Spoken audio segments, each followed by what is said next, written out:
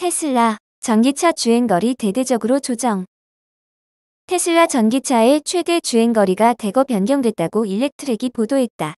일렉트랙에 따르면 테슬라는 모델 Y 퍼포먼스 트림의 경우 303마일에서 285마일로, 모델 X 플레드의 경우 333마일에서 326마일로, 모델 S 롱레인지 트림의 경우 382마일에서 375마일로 조정되었다고 밝혔다. 테슬라의 대부분의 모델에 대해 테슬라 홈페이지에 공시하는 1회 충전 최대 주행거리를 최근 조정한 것으로 나타났다. 일렉트랙은 테슬라의 주행거리 전면 조정은 전기차 주무부처인 미 환경보호청이 주행거리 측정에 관한 절차를 최근 종전보다 투명한 방향으로 변경한 데 따른 결과로 보인다고 전했다. 그러나 더버지는 테슬라 측은 주행거리 조정에 나선 이유를 구체적으로 밝히지 않았다면서 테슬라 전기차의 주행거리가 과장됐다며 소비자들이 제기한 의혹에 대해 미국 법무부가 최근 조사에서 나선 것이 영향을 미친 것으로 보인다고 보도했다. 리비안, R2 연간 55만 대 생산한다. 업계 주목. 전기차 스타트업 리비안이 설립하는 신규 공장의 건설 장소가 결정됐다. 미국 조지아주에 들어선다고 한다.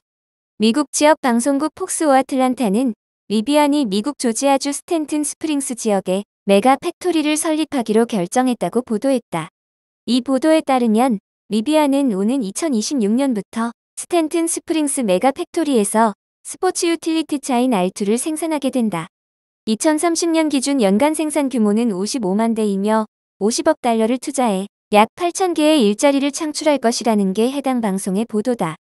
이에 대해 부동산 개발 기업 클레이코는 리비안의 새로운 공장은 미국 자동차 산업에 긍정적인 영향력을 줄 것이라고 평가했다. 애플, 실적 발표 임박. 부진 예상되는 이유는 아이폰 조립 업체인 대만 폭스콘의 작년 4분기 매출이 감소한 것으로 나타나면서 발표를 앞둔 애플의 실적도 부진할 것이란 전망이 나온다. 폭스콘은 애플의 최대 협력 업체다. 폭스콘은 지난해 4분기 매출액이 595억 달러를 기록했다고 밝혔다.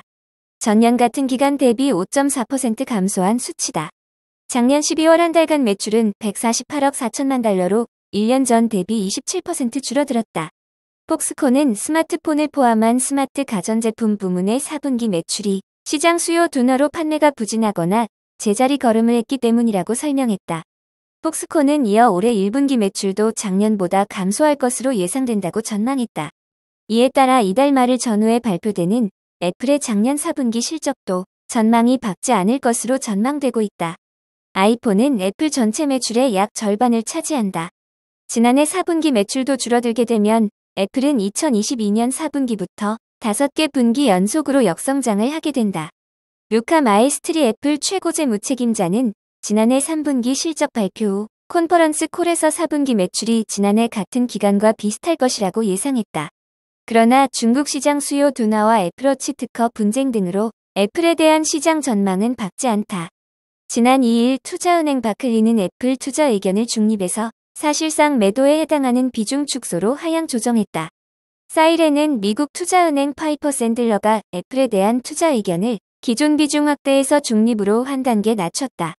파이퍼 샌들러의 수석 애널리스트 아쉬 쿠마르는 보고서에서 올해 상반기 휴대전화 재고를 우려하고 있고 판매량 증가율도 정점으로 느끼고 있다며 중국 내 거시적인 환경 악화도 휴대전화 부문에 부담을 줄 수 있다고 밝혔다. 전기차 회사 루시드, 노동자 불법 해고로 소송당해. 전기차 회사 루시드가 노동자 부당해고 소송을 당했다.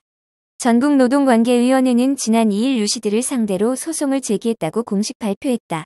전국노동관계위원회가 법원에 제출한 소장에 따르면 루시드 노동자 2명이 전미자동차 노조에 가입한 후 회사 측으로부터 갑자기 해고를 통보받은 것으로 나타났다.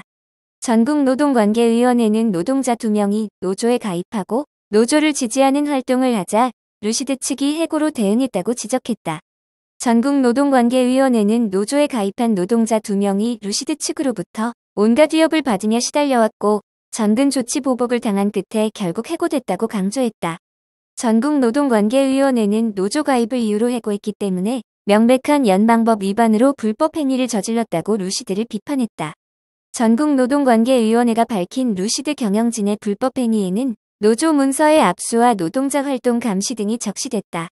이처럼 소송과 더불어 각종 의혹이 제기된 것과 관련해서 루시드 측은 아직까지 공식적인 입장을 내놓지 않았다.